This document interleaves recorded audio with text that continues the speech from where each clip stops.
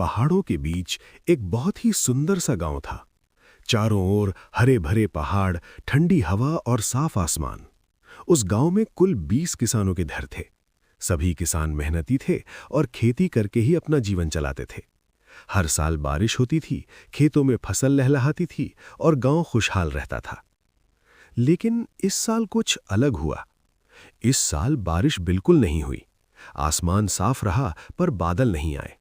खेत सूखने लगे, मिट्टी फट गई और फसलें मुरझा गईं। धीरे धीरे पूरे गांव में चिंता फैल गई।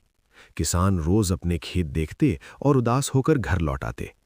कई किसानों ने सोचना शुरू कर दिया, अब खेती छोड़ देनी चाहिए, इससे कुछ नहीं होगा। इसी गांव में मोहन और उसकी पत्नी भी रहते थे। वे दोनों बहुत मेहनती थे और खेती से बहुत प्यार करते थे। उनकी भी फसल सूख चुकी थी। उनके खेत में लगी सब्जियां मुरझा गई थीं और घर की चिंता बढ़ गई थी। मोहन की पत्नी ने एक दिन उदास होकर कहा, अगर ऐसे ही चलता रहा तो हमें भी खेती छोड़नी पड़ेगी। मोहन कुछ देर चुप रहा, फिर बोला, नहीं, हम हार नहीं मानेंगे। जब तक एक रास्ता बचा है तब तक कोशिश करेंगे। उस रात मोहन सो नहीं पाया।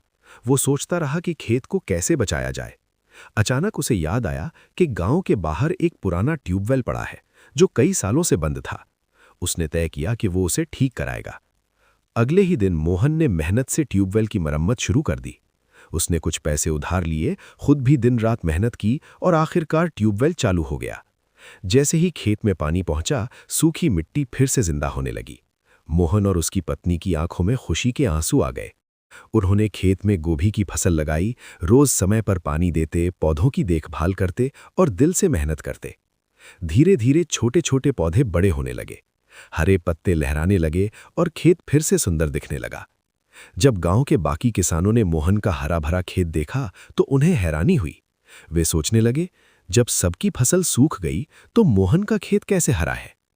मोहन ने सबको अपनी कहानी सुनाई और बताया कि हार मानने से कुछ नहीं मिलता, लेकिन कोशिश करने से रास्ता जरूर निकलता है।